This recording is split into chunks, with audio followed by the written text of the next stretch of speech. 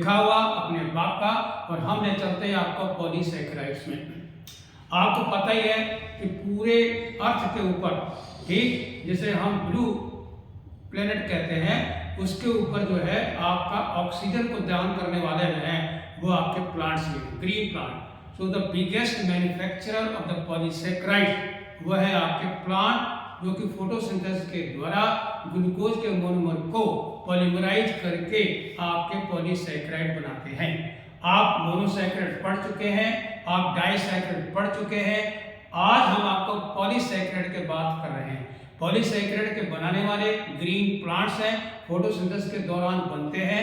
और हमने आपको इशारा किया था कि CO2 और H2 इनऑर्गेनिक केमिस्ट्री को ऑर्गेनिक केमिस्ट्री में बदलने वाला एक ही बंदा है, क्लोरोफिल A। ठीक है, ये पॉलीसैकेराइड के एलिमेंट की जब बात करते हैं तो आपको कार्बन, हाइड्रोजन और ऑक्सीजन मिलेगा। ठीक है, पॉलीसैकेराइड जो है मोनोमर से ही बनते हैं। मोनोमर का जो है पॉलीमराइजेशन होता है, डिहाइड्रेशन होता है और उससे बनता है ग्लाइकोसिडिक बॉन्ड। आपको मैंने बताया था कि सुक्रोज का और लैक्टोज का और माल्टोज में बहुत इंपॉर्टेंट है, उनके कंपोनेंट क्या है मोनोसैकेराइड और ग्लाइकोसिडिक बॉन्ड क्या है। आज आपके सामने हम पॉलीसैकेराइड लाए हैं। अगर एक ही प्रकार के मोनोसैकेराइड से अगर कोई पॉलीसैकेराइड बनता है तो आप उसको होमोपॉलीसैकेराइड कहते हैं। अगर उसके कंपोनेंट यूनिट जो है अलग अलग तरह के हैं तो उसको हेटेरो जो है पॉलीसैकेराइड कहते हैं। ठीक है, आपको पता है कि दुनिया में सबसे ज्यादा सेलुलोज ऑर्गेनिक कंपाउंड है। ठीक, उधर आपने कोलेजन पढ़ा था, मोशन प्रोटीन। तो आज आप पॉलीसैकेराइड के बारे में बात कर रहे हैं। NCERT के अंतर्गत ही बहुत ही सीमित शब्दों में हमें आपके सामने बोलना है और NCERT का चप्पा चप्पा कोई ऐसा सवाल नहीं होगा जो आपकी निगाह से बदल जाए। ठीक है, तो आइए आपको ले चलते हैं पॉलीसैकेराइड की दुनिया में। आइए, पॉलीसैकेराइड जैसे मैंने आपको पहले बताया इसके 3 एलिमेंट है, C और H और O। ओके, पॉली मैंने बहुत सारे मोनोसैकेराइड। आइए सबसे पहले एसिड इनसॉल्युबल फ्रैक्शन का जो टेंटेट का जो हिस्सा जो है वो आपका क्या है, पॉलीसैकेराइड। आपको याद होगा पॉलीसैकेराइड और प्रोटीन और न्यूक्लिक एसिड, ये 3 कंपोनेंट जो एसिड इनसॉल्युबल के हैं और तीनों बहुत ही जबरदस्त पॉलीमर हैं। ठीक है, सबसे ज्यादा मॉलिक्यूलर वेट आपका किसी का है तो वो है आपका न्यूक्लिक एसिड का। ठीक है, तो पहला पॉइंट तो आपका ये क्लियर हो गया। ठीक है, दैट पॉलीसैकेराइड जो है वो इनसॉल्युबल फ्रैक्शन बनाते हैं टेंटेट का। ठीक, पॉलीसैकेराइड जो है कार्बोहाइड्रेट मैक्रोमोलेक्यूल्स हैं, ये आपको ध्यान में रखना है। ठीक है, और पॉलीसैकेराइड ये long chain of thread like structure होते हैं। ठीक है, जो contain different types of monomers में सेम भी हो सकते हैं, अलग अलग हो सकते हैं। ठीक, और जैसे आपका ग्लूकोज हो सकता है, तो आपका सवाल है ग्लूकोज मोनोमर किसका है, फ्रक्टोज किसका है, तो ये हम आपको आगे चलकर बताएंगे। अब आप सोचते होंगे कि ये मोनोसैकेराइड जो है आपका फ्रक्टोज ग्लूकोज आपस में कैसे बॉन्डिंग बनाते हैं, तो वो बनाते हैं ग्लाइकोसिडिक बॉन्ड। ठीक है, अब आइए, फॉर्म्ड बाय ग्लाइकोसिडिक बॉन्ड के कारण बनते हैं। मे बी हो सकता है ये लीनियर हो, एक चेन में ग्लाइकोसिडिक बॉन्ड लगे हो, और हो सकता है चेन के ब्रांचिंग भी हो, तो लीनियर भी हो सकते हैं, ब्रांच भी हो सकते हैं। ठीक है, तो ये भी आपका 5वां पॉइंट क्लियर होता है, मे बी लीनियर और ब्रांच लिंक पॉलीमर। ठीक, पॉलीसैकेराइड को हमने आपके सामने पेश किया है 2 में, होमोपॉलीसैकेराइड, हेटेरोपॉलीमर। जबकि मैंने आपको बताया है कि जो होमोपॉलीमर होता है वो एक ही तरह के यूनिट से बनता है। ठीक है, कोई ग्लूकोज से बने या फ्रक्टोज से बने। अगर उसमें अलग अलग तरह के मोनोसैकेराइड हैं तो उसको मित्रवत कहते हैं हेटेरोपॉलीमर। हेटेरोपॉलीमर को यहाँ पहले हम आपका सवाल खत्म किए दे रहे हैं। अगर आपको पता है रेड एलगी और बर्समेन जो है और पैक्टिन, ये 3 जो है ये एग्जाम्पल है किसके, हेटेरोपॉलीमर के, यानी हेटेरो यानी पॉलीसैकेराइड के, याद रखिए। ठीक है, होमोपॉलीसैकेराइड के लिए आपके पास बहुत ही इंपॉर्टेंट सवाल आना है। देखिए, मैंने आपको बिल्कुल साफ कर दिया है, सेलुलोज, ग्लाइकोजन और इनुलिन। याद रखिए, बड़ा खतरनाक क्वेश्चन एक बार आ चुका है, इनुलिन और इंसुलिन। इनुलिन आपका पॉलीसैकेराइड है और इंसुलिन प्रोटीन है, हार्मोन है, ये बहुत अच्छे से याद रखिएगा। सेलुलोज जो है ये अनब्रांच होता है, पहला सवाल आपका ये याद है। ठीक, और होमोपॉलीमर किसका, ग्लूकोज का, ये आपका दूसरा सवाल जा रहा है। ठीक है, और स्ट्रक्चरल पॉलीसैकेराइड यानी पूरे प्लांट के अंदर सेल वॉल जो है mainly made up of cellulose, उसके बगैर आप कल्पना भी कर सकते, may be primary, may be secondary and so on. ठीक है, और ये लीनियर होता है, इसमें कोई ब्रांचिंग नहीं होती है, ठीक है। और ग्लाइकोसिडिक बॉन्ड होते हैं और आपके इंटर और इंट्रा मॉलिक्यूलर हाइड्रोजन बॉन्ड में पाए जाते हैं, ठीक है। अब आता है ग्लाइकोजन, ठीक है। एनिमल स्टार्च जो होती है इसे हम ग्लाइकोजन कहते हैं। पूरे एनिमल किंगडम में जो फूड स्टोरेज है वो आपका ग्लाइकोजन के रूप में होता है। आपको पता है लीवर में 300 ग्राम के करीब जमा होती है, और ये भी आपका ब्रांच चेन पॉलीमर है। देखिए एनिमल स्टार्च है, हाईली ब्रांच है, बहुत ज्यादा। और लीनियर चेन जो होती है अल्फा 1,4 ग्लाइकोसिडिक बॉन्ड, एक ग्लूकोज का पहला कार्बन दूसरे वाले का चौथा कार्बन आपस में मिल करके ग्लाइकोसिडिक बॉन्ड बनाते हैं, ठीक है। और ब्रांचिंग जो है अल्फा 160 होती है। तो ये आपके दो सवाल आप यहाँ पर जा रहे हैं, तो आपका क्लियर होगा सेलुलोज, आपका क्लियर होगा ग्लाइकोजन। अब हम आ रहे हैं, बहुत ही इंपॉर्टेंट सवाल है। इनुलिन क्या है? ये आपका होमोपॉलीसैकेराइड है और डहेलिया की फेसिकुलर रूट में पाया जाता है रिजर्व फूड मटेरियल, और it is a polymer of fructose. तो ये सवाल जा रहा है, होमोपॉलीसैकेराइड है और फ्रक्टोज का पॉलीमर है और डहेलिया के रूप में पाया जाता है। तो याद रखिएगा, डेफिनेशन बता दी है, एग्जांपल आ रहे हैं। अभी भी मैंने आपको सेलुलोज, ग्लाइकोजन और इनुलिन के बारे में बताया था, ठीक है। आइए आपको ले चलते हैं स्टार्च के बारे में। तनाव मुक्त रहिए और आपकी प्रेरणा से ही मेरे लिए में बहुत पावर आया था और हम आपको भी बहुत पढ़ाए हैं, ठीक है।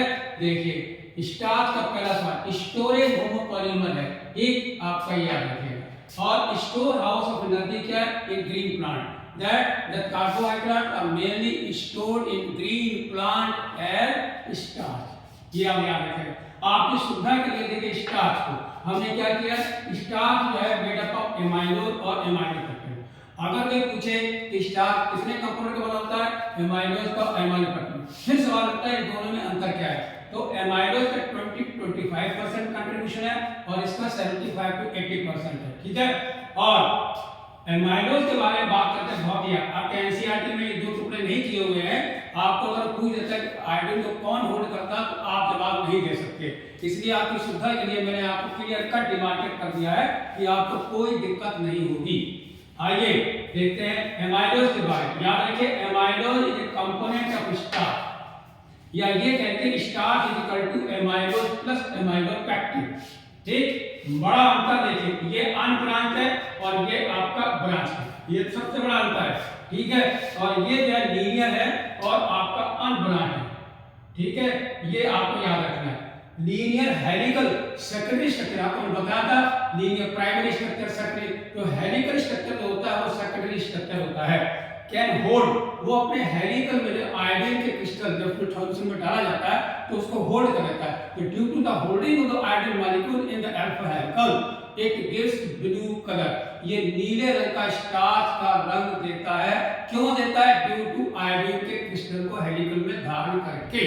वो आपको दिखा हुआ, can hold iodine crystal in helical portion and gives blue colour with iodine, ठीक है। ब्रांच वाला जो है 75 to 80% है, ये हाईली ब्रांच है, ये भी चेन स्ट्रक्चर होता है। इसमें अल्फा 1,4 ग्लाइकोसिडिक बॉन्ड लीनियर होता है और ब्रांचिंग जो है अल्फा 1,6 तक होती है, ठीक है।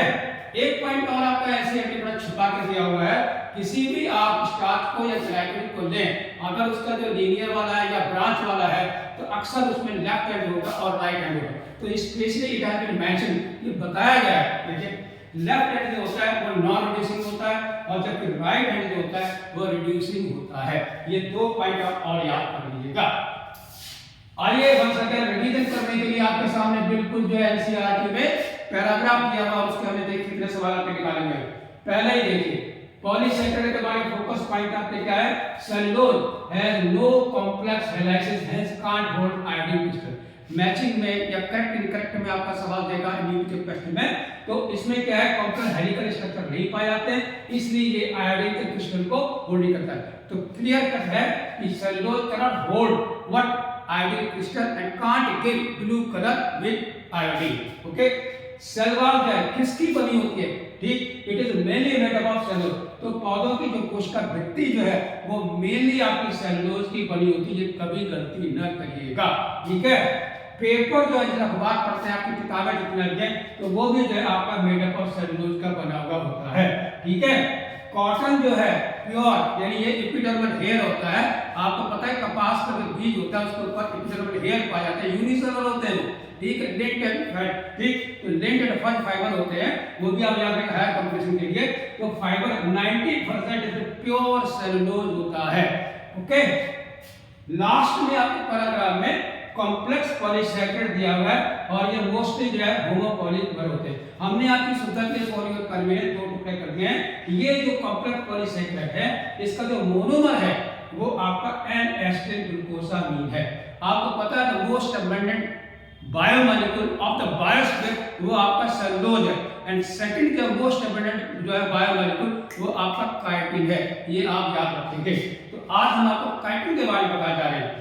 काइटिन का जो मोनोमर है वो एन एसिटिल ग्लूकोसामीन है, यानी डिराइव्ड, यानी इसके एक कार्बन पर जो है आपका अमोनिया, नाइट्रोजन ग्रुप लगा हुआ है, तो अमीनो जो है शुगर है। क्यों? इसमें अमोनिया ग्रुप जो है अमीनो ग्रुप NH ग्रुप लगा होता है एसिटिल ग्रुप के साथ, इसलिए इसका जो मोनोमर है वो है N acetyl glucosamine. Acetyl group है और आपका अमीन लगा ग्रुप के साथ, इसलिए इसका मोनोमर जो है एन एसिटिल ग्रुप आपके NCERT में है।